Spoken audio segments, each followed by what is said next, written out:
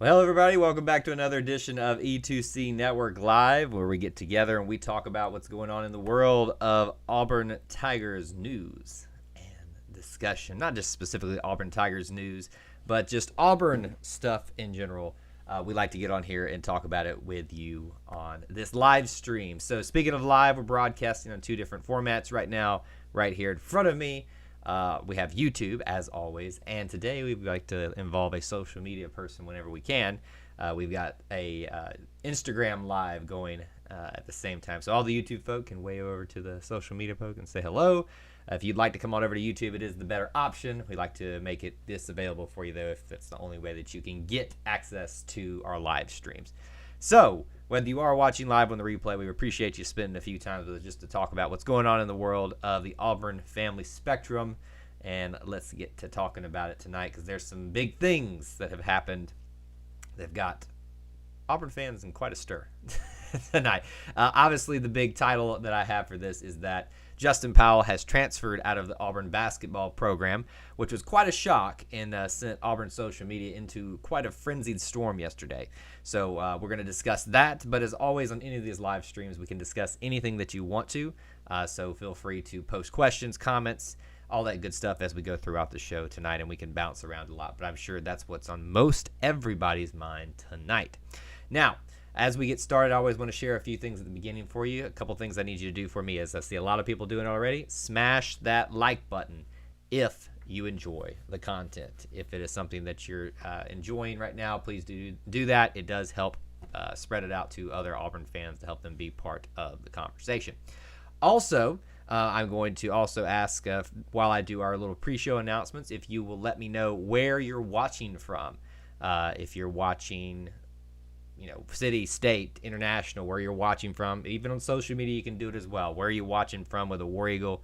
Let's talk about that as I give you our pre-show announcements. Obviously, Instagram people, you guys cannot see this, but you can listen in. If you would like to help support the content we do here, a couple ways you can do that. You can listen to the podcast. Hope you're doing that. Lots of great content that we're putting out there for you each and every week.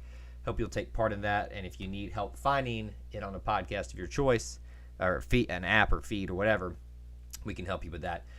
Number two, you can join the Booster Club for as little as $1 a month and get some pretty cool perks even at $1 a month.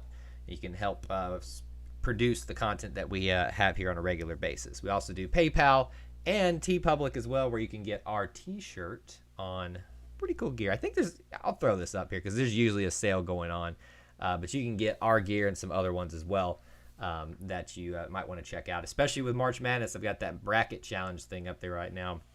All the links and everything that I discussed here you can find in the very top of the YouTube chat window and in the video description as well. All right, we got a couple of familiar faces already tuning in. Neil is in from East Knob, Cobb County. Tupelo, Mississippi, represented here. We'll see if we get some more familiar faces popping in here. Also, smash that like button if you guys haven't done that already, because I know there are probably some people that are going to be wanting to watch the War Report tonight, is what I understand them to be. That's coming on right after this. And I'm going to try to, hopefully we can talk about this long enough that we can butt up right up against them, and then you guys can just transfer on over there, and we'll just kind of share the love amongst the Auburn family. So, how's everybody feeling about the news that Justin Powell transferred out of Auburn? Quite a shock, wasn't it? It was for me. I got hit with that yesterday in a text message and thought somebody was playing a prank on me. It wasn't bad. Neil is apparently, trying to hide his head in a hole and trying to not realize the truth that has come out, that Justin Powell has decided to transfer out of the basketball program. I want to preface this by saying this. Hopefully those of you that have been on these live streams a lot with us will remember that I've been prepping you that there are going to be transfers out of this with the class that's coming in, with the amount of talent that's already here. There are going to be players that are currently here that were going to leave. However, I did not think it was going to be Justin Powell. No way, no how did I think it was going to be Justin Powell. And I am sitting here today, and I know this is like 24 hours since the news broke, and that's part of the reason why I didn't go live yesterday. Time, or one time. Two, I kind of wanted just to sit for a minute and just kind of take it all in and try to understand, kind of maybe some background information, see if anything else came in. Not a lot of other, information has come in about it. So now Neil asked the big question, and I think that's what we all want to know tonight. Why'd he transfer? I don't have an answer for you. It's like, Kyle, you post the title saying you're going to have an answer. No, I didn't really necessarily say I have an answer, but I thought we could talk through it tonight and kind of work through it a little bit together and kind of maybe make some sense of all this. I have some speculation. I've got some people that I usually talk to that are pretty good on information, and they're still kind of all over the place on what this is. I think we're starting to see a pattern of what it simply may be. And we can touch on that here, but I think that's probably there's a lot of different angles you can take that. Let's see what Dusty's saying right here. The basketball program seems to have lost momentum. We didn't get better as the year went on. The self-imposed penalty, losing Powell, watching from Pensacola. We got Florida, Mississippi, Georgia represented. Where's my Alabama, Auburn folks? Like, come on. I mean, we have tons of people from Alabama and Auburn in general calling in. Where's everybody? Let us know if you're here. I don't necessarily agree, Dusty, that we didn't improve. I think we improved about as much as we could considering all the circumstances. I don't know that you were going to see the type of improvement you were probably, and necessarily me as well, looking for with everything that was going on. But I will agree with you that the trajectory of feelings this year is not trending in a good way. It's not. That feel-good victory that we had over Mississippi State to end the season, those feelings are long gone, aren't they? They really are long gone. So let's talk about it. Justin Powell's transferred. What does it look like? Well, to me, when a player transfers, typically it is for playing time. Is that the reason for Justin Powell? Let's look at that real quick.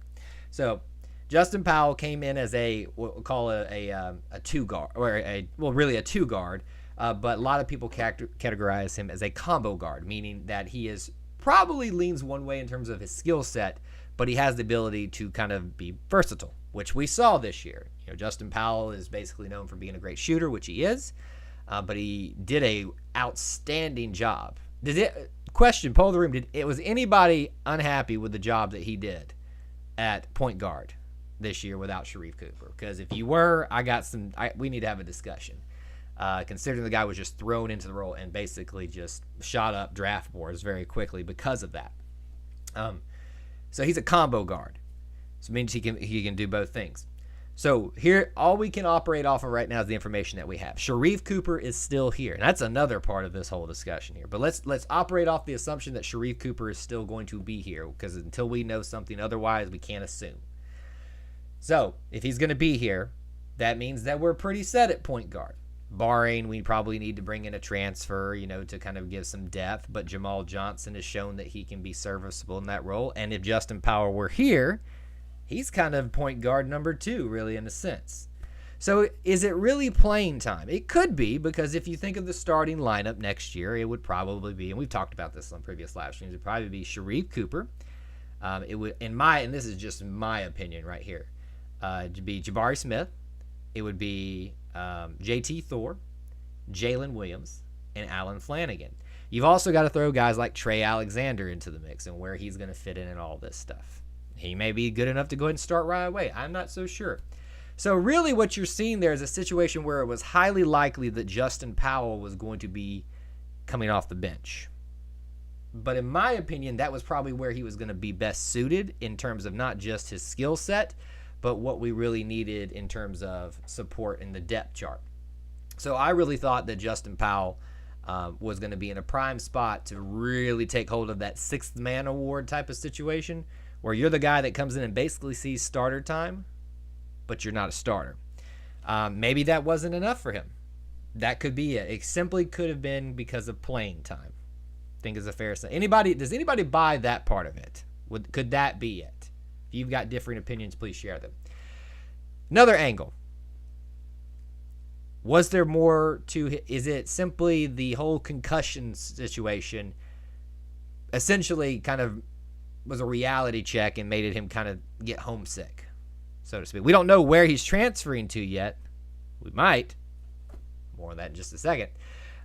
Could it just simply be that, sometimes when you go through your first year at college, it happens a lot.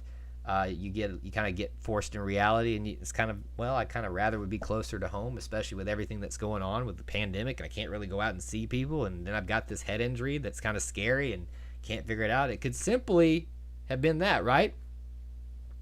It's another possibility as well. Julie says, I wanted to see what Powell and Cooper could have done playing together. Wouldn't we have all loved it? We all would have loved that. War Productions says Powell leaving literally makes no sense. It was all coming together for next year. Potentially it was. And it still could. But I understand that this has put a damper on things, and understandably so. So we've talked about, is it simply playing time? Was he worried that he wasn't getting the playing time that he could warrant? Could it have been, health, concussion, homesickness related things, all that kind of stuff combined into one? Could it be that? Could it be, and I have heard some serious discussions about this, Auburn obviously suffered this year in terms of not being able to play in the postseason because of things related to the NCAA investigation with Chuck Person still kind of coming down the pipe here. There's a lot of people that still think that the NCAA still has it out for us. Could Justin Powell know something and be trying to get out? I think that's a little bit out there, but I'm not willing to dismiss it. That's another possibility as well. Could it simply be that John Calipari, why John Calipari? Because he's from Kentucky, remember that. And he was snubbed, Justin Powell was, by Kentucky. Wasn't even looked at, and that's why Auburn snatched him up out of there as the best player coming out of Kentucky. You should never let your best player come out of state. I mean, obviously it happens a lot. Auburn and Alabama have let it happen a lot to them. The last big one was Dangel Purifoy. But regardless, could it be just John Calipari got buddy with the family and the friends and all that kind of stuff and is back and convinced him to come back with the one-time transfer rule? That's a whole other part of this. So there are several different angles that you can take on this. And I think all of them at least have a place at the discussion table. So I want to hear your opinions. I understand it doesn't, War Productions already said it makes no sense. On the surface, absolutely. I would think my first gut reaction was, what on earth? That makes absolutely no sense. But then when you really start discussing it and thinking about it, there's several angles of why this could have happened. And I think they are all very, some more valid than others, but I think that they all have some standing. War Productions says that Kentucky and Western Kentucky are leading the race. Now, I think if Justin were to go to Kentucky, which seems to that's kind of the way it feels like it's going, doesn't it? Personally, that's the way it feels to me.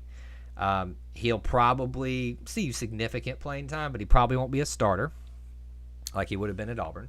Well, not a starter in my scenario, but seeing significant time. Probably more time than they would in Kentucky. Western Kentucky, though, might be a good fit for him. So I think really we can probably figure out the situation as I knock things off my shelf. We can probably figure out the ifs and the ands and the whys about all this when we find out where he goes. If he goes to Kentucky, I think it's strictly John Calipari started working his magic to bring him back with the one-time transfer rule.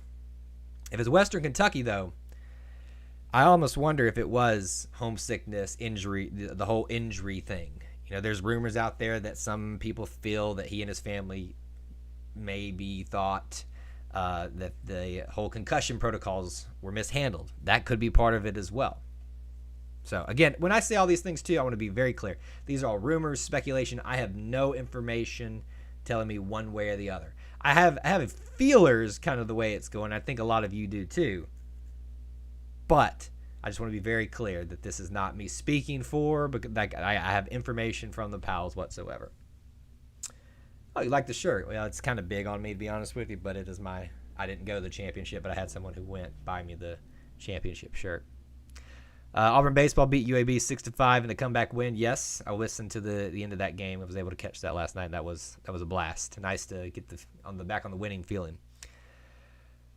We run less and less of the full court press, and I'm not sure what the game plan was on the offensive side. Not doubting Pearl next year definitely needs to be a bounce back, though. I think Dusty, the best course of action, I acknowledge all those frustrations, but would be, as I've tried to preach for most sports this year, outside of extenuating circumstances, should have been a pass for this year on everything. Everybody gets a redo. If the players get a redo, so do the coaches, in my opinion. So, anyway.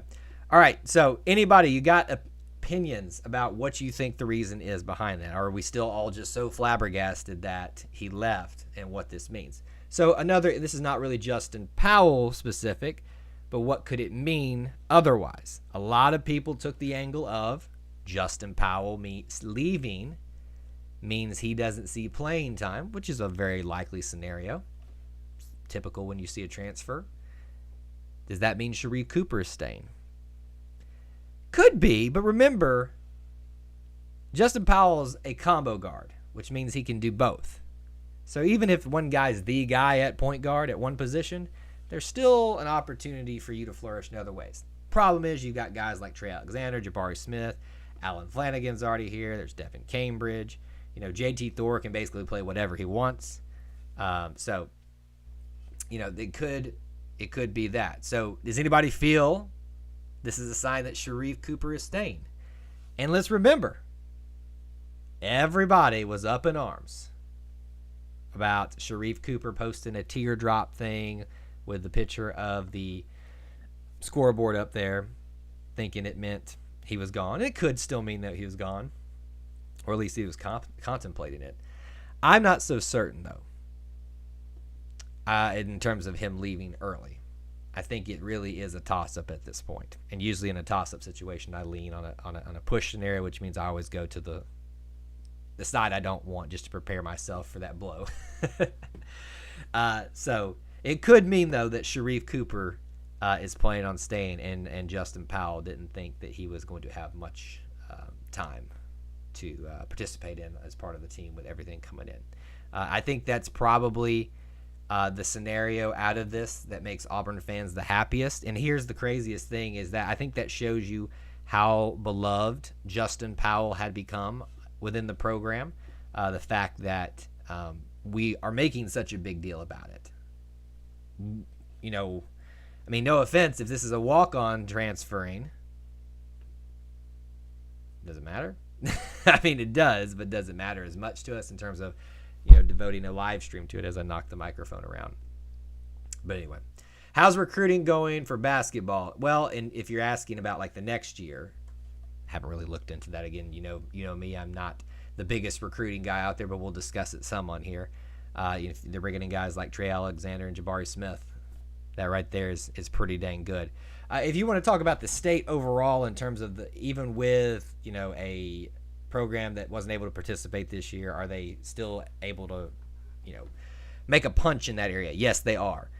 Think about this. We've got Jalen Green on video admitting that he was coming to Auburn had the G League option not been there.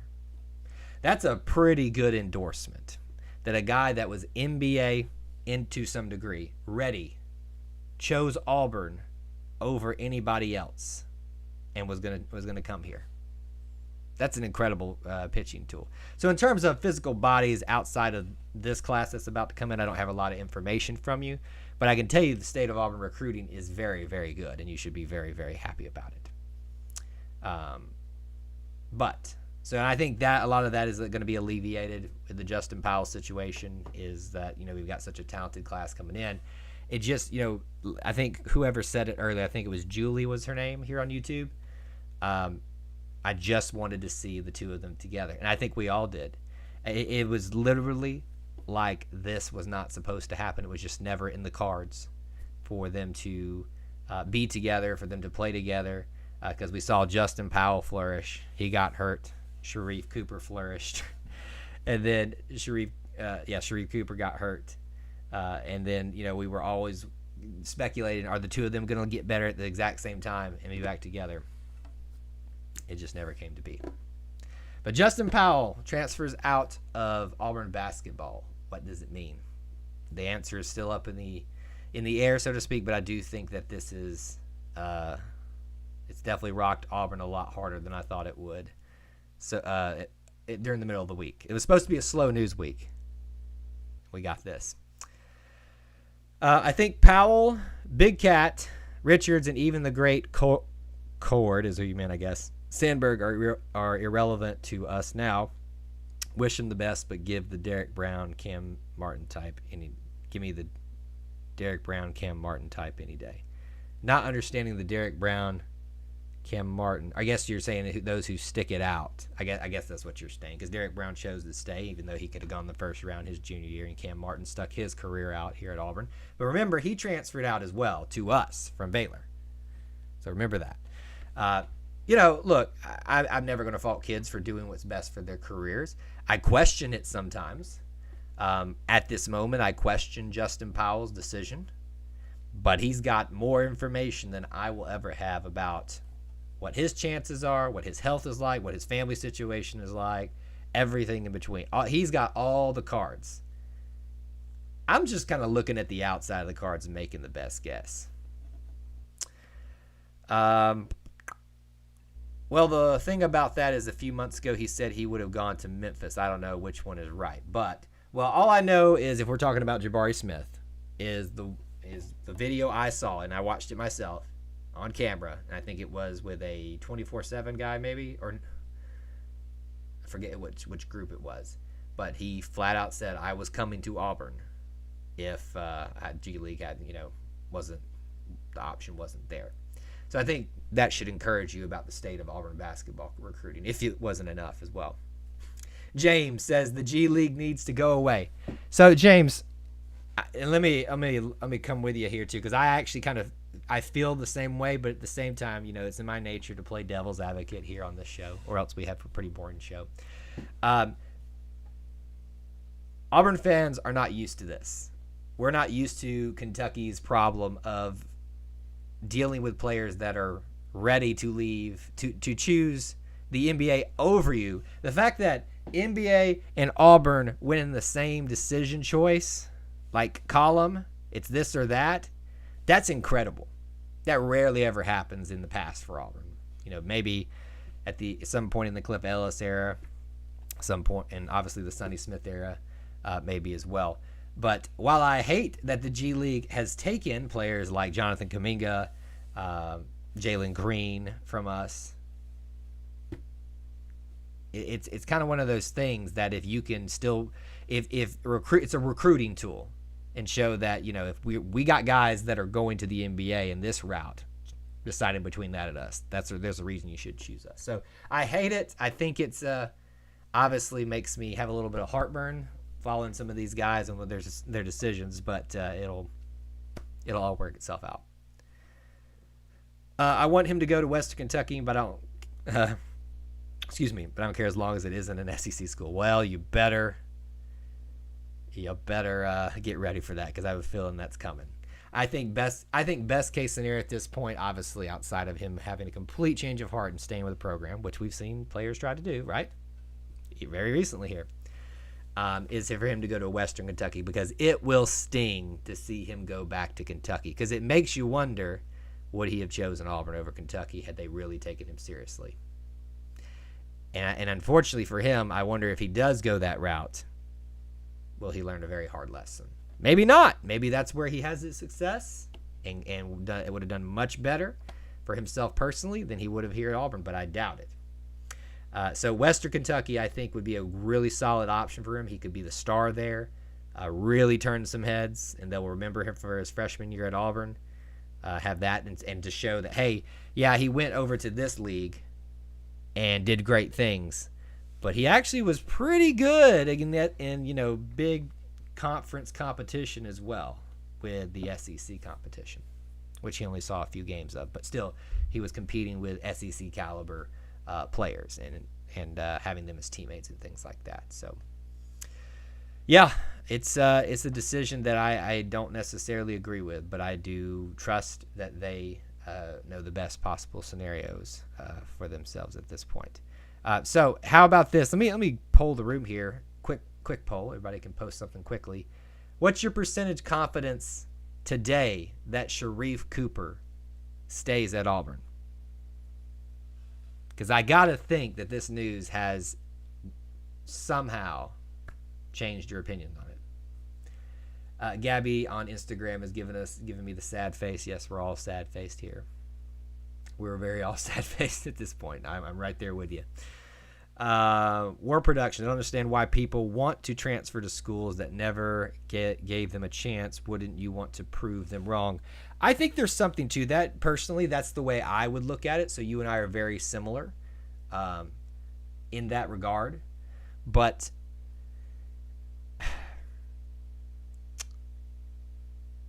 you got to see it from his perspective. And again, I hear me trying to play devil's advocate. If he's a Kentucky kid, like meaning he was from the state, born and raised there, you know, kind of that was their teams. Wouldn't you want to do that? I mean, like put the shoe on the other foot. Say Auburn didn't give a kid a chance and chose to go to Kentucky. And suddenly there's an opportunity and they're actually, you're legit and you can come over here. Wouldn't you want him, first of all? And wouldn't you try to play that little chord? So I kind of see his angle of it, if that's his angle. But that's the thing, is we just don't know. This is something that could have so many levels, so many nuances as to actually why this happened, that it's hard to really pinpoint. All right, percentage on Sharife Cooper Stain. I got an 8. Is that an 8% or is that an 8 out of 10, like an 80%?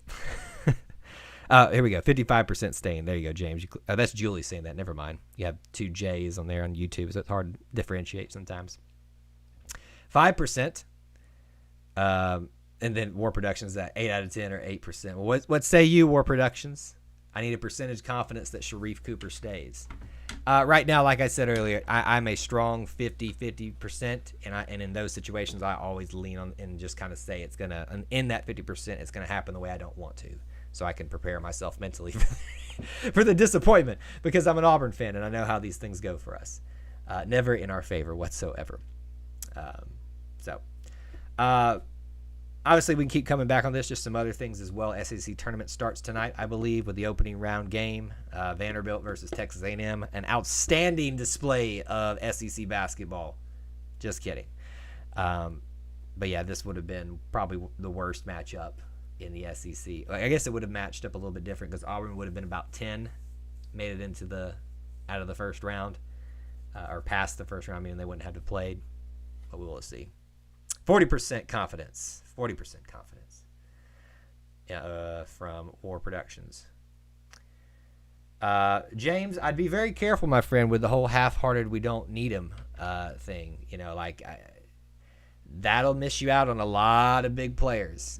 Some of these players, you know, that's just the way they are. There's not, you know, like it sounds like you and I are very similar in terms of we are diehards one way or the other. And these people sometimes, you know, whether it's a Justin Powell, whether it's I'm trying to think of another transfer, they really don't have that much allegiance, you know, in terms of, you know, what we understand as allegiance. Cooper Davenport, I don't know how long you've been here. He's asking on Instagram, where do you think he'll go? We don't really know. There's a lot of hubbub about Kentucky because he's a Kentucky kid. And that's what James and I were kind of discussing here as well about he's kind of saying that he wouldn't want him if he was kind of half-hearted and wanted to be here anyway, and I get that. Western Kentucky seems to be another option as well, which I think is probably his better option. So that's probably what we're looking at right now. If he plays at all. So again, remember, folks, this 100% could be his injury, and it is not right. And he has to go home, and so he can be there to kind of get his head fixed because apparently he was having a hard time like studying and being around noises and light and stuff. And if you've ever had a concussion, you know that seems to be the case. I have not had one, but my co-host on Inside the Jungle, the basketball show, has had several, and he said, yeah. He said, I'm surprised that he even made it out there at all. So, Auburn fans haven't experienced happiness since pre-COVID. Have Auburn fans ever experienced true happiness? No, it does seem like we've had a pretty rough stint here, doesn't it? Auburn football practice begins next Monday. Is everyone ready to watch our new offense and defense? Yeah, there's going to be a lot of speculation, a lot of, all that good stuff. You know, our guys on No Huddle, which is our football podcast here on the network. That would be AJ Richardson and Jerry Davis. They're excited to get ready to talk about some spring practice and stuff. And we're going to be doing I'll definitely be there at A-Day somehow, some way. So I hope to see a bunch of you there as well. Cooper Davenport, are you asking about basketball or football record? He said, what do you think our record for next year will be? Football or basketball? Because I got to do some big math with that if you're asking for basketball. What else was I going to ask you guys? Oh, real quick here. This is kind of other recent news as well. Anybody else find it interesting that the day that Auburn, or the day after Georgia and Alabama have some pretty big recruiting violation news come out with actual evidence, not evidence, but proof. Probably shouldn't say proof. Hard evidence to prove otherwise. That suddenly there's this report that comes out that Auburn may have changed a grade or two of a player or something, or gave somebody a parking pass or something ridiculous. Like so low key it doesn't even warrant writing a report about it. Anybody else find that interesting? Y'all heard anything else about that audio recording? It's gone, isn't it? Just like I knew it would be. Nick Saban, his influence is deep and wide, and that extends over to Georgia in helping them stay out of Mark Emmert's way. Or helping Mark Emmert and Northern. He said basketball. What do you think the record's going to be next year? Well, there's so many, okay. So let's operate off of the assumption that everything stays as it is right now. Sharife Cooper is back. Trey Alexander comes in. Jabari Smith comes in. All the other players. Nobody else leaves at this point.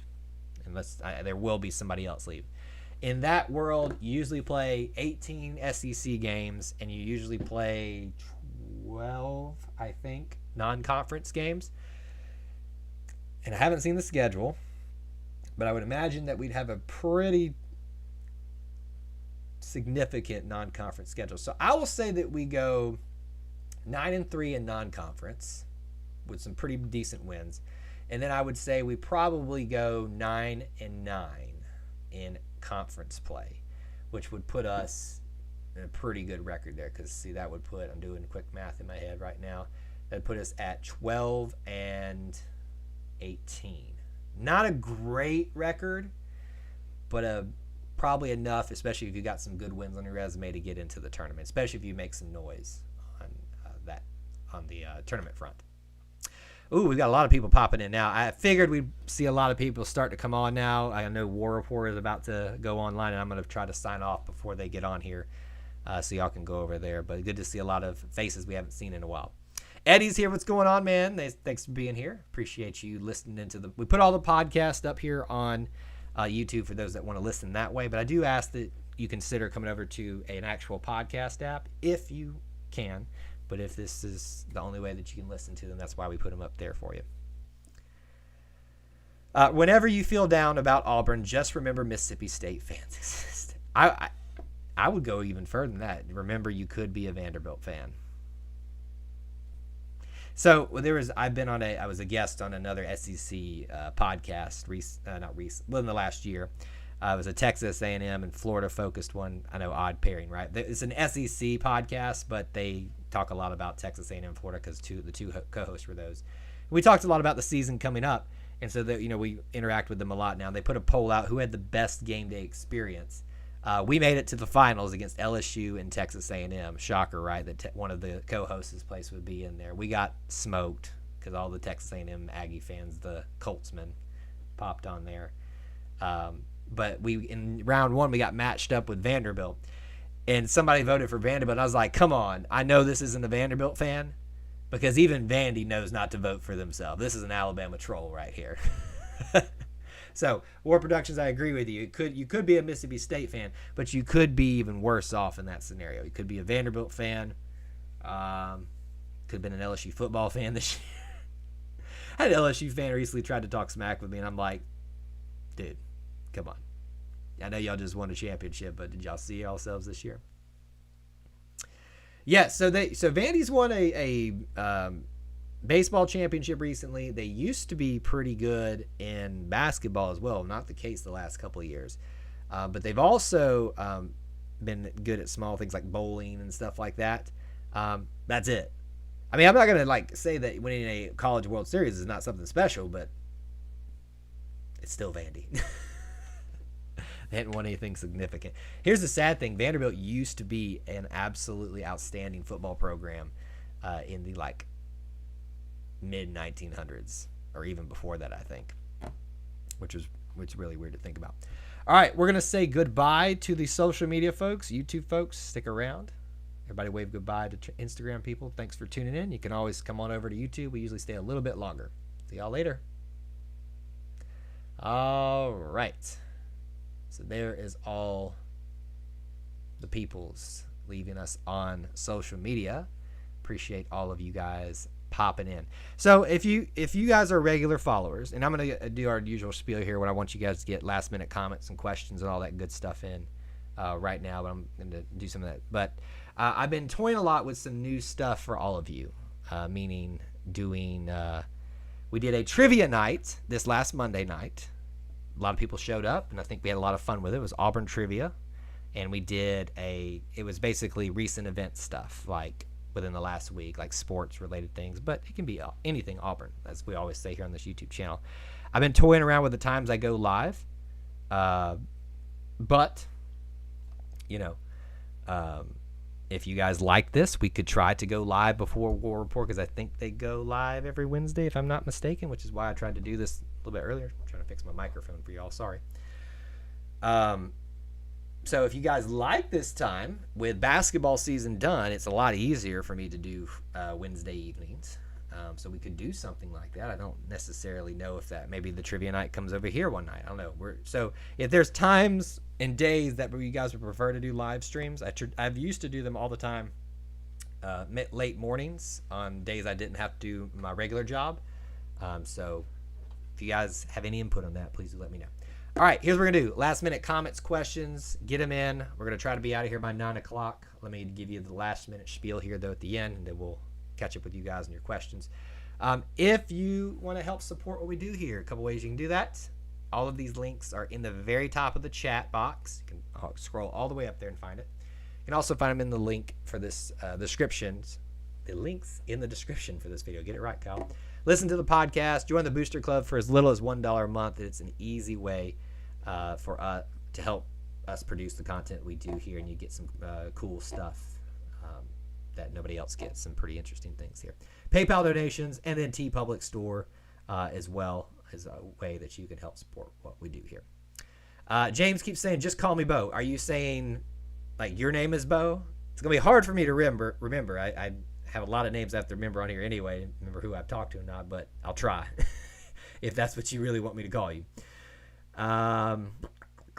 Dusty says we will win in Baton Rouge this year, breaking the streak. It does feel like this could be the best opportunity in quite some time to do it. Now, we said that last year, and the year before that, and the year before that. Actually, the championship year for them probably wasn't the best year for us to try to do that. But anyway, we still had that was probably our best opportunity, is the year LSU was the best they've ever been. But yeah, I'd like to see that happen. If you want Brian Harsin to make a splash in year one, he goes and gets a win on Penn State, which I don't think he'll do. Just kind of, feeling it out right now. Don't get mad at me just because I had the audacity to say that Auburn could lose a first game in Brian Harsin's first year. But if he could get a win at Penn State and then breaks the streak at LSU, that's a solid year number one, my friend, and it's going to be hard to beat that outside of a national championship. Auburn fans will be very happy with that. War Productions giving us some information on Vandy. Yes, 1990 to 1930, they won several conference championships in the SIAA and SoCon, the SEC before the SEC, and is the reason why Vandy still holds the all-time record on Auburn. Well, we can just forget about that. Nobody cares about that, right? It's tied 21-21. Oh, by the way, I just saw somebody do it. Thank y'all so much for those of you who have hit the like button. If you have enjoyed this content tonight, please hit the like button, subscribe, and hit that notification bell so you know when we are live. Your name is Bo. Okay, Bo, who appears to be James Butler. I will do my best to remember that, but it will be hard, so I'll try my best, but I hope to see you back here, and I'll do my best to remember. When Auburn defeats LSU in Death Valley, the curse will be lifted and we will be able to win in Rupp Arena, in Athens, in Tuscaloosa. So you think that the curse goes beyond that, like it trickles down everywhere, right? Man, if that's the case, then yeah, let's get this curse over with, right?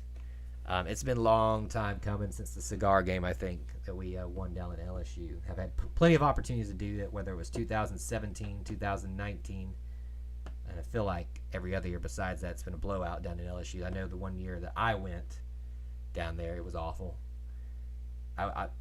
I will not go back to LSU unless you make me. No, I would go back in a certain scenario if obviously it was a humongous, significant game, things like that. But I have had one of the worst times at a football game at LSU. It was terrible, absolutely terrible, as Charles Barkley would say, terrible. My wife got punched in the stomach. Well, she was my girlfriend at the time. We weren't engaged yet. I got cussed out by a 5-year-old and a grandmother all within like 5 steps of each other, just simply for walking to my seat because I was an Auburn fan. We got screamed tiger bait in our ear and stuff like that. Like I'm all good for jawing and having a little good time with it, but they just took it to a whole new level. It was bad. The 2016 Georgia game and 2017 LSU game makes me feel sick. Still to this day, huh? I can't let it get over that. You know what still makes me sick to this day? Mississippi State 3-2. I remember where I was, what I was saying, and what I was doing during that game. As soon as that clock ticked off 0 and we had won, I wasn't happy at all. I was pitching a fit. Anyway. Any football recruiting news? I haven't really talked about much of that specifically, but I do these little things called shorts on here where they're like less than a minute videos, quick recaps of news and stuff like that. So I hope y'all check them out. You can actually, it's supposed to like show up on your phone in like a little shorts menu at the front too, so you can find it that way. That's why we try them that way. But I'm forgetting his name. But there were 2 guys recently, if you want to go check those out and kind of get some speculation on that front, where they might fit in and stuff like that. I shared some stuff about that. That's where I've been doing most of my recruiting discussion points. All right, it is 8:59, folks. I appreciate you all being here so much. The War Report doesn't know that I'm doing this. I hope you'll go over there and check them out because they're Auburn people. That means they're good people. And if you go over there, please tell them that the E2C Network sent you. And I hope to hear from you guys here very, very soon. And we'll do another live stream soon. Plenty of podcast episodes going to appear and plenty of shorts as well. Until I talk to you guys again, though, War Eagle.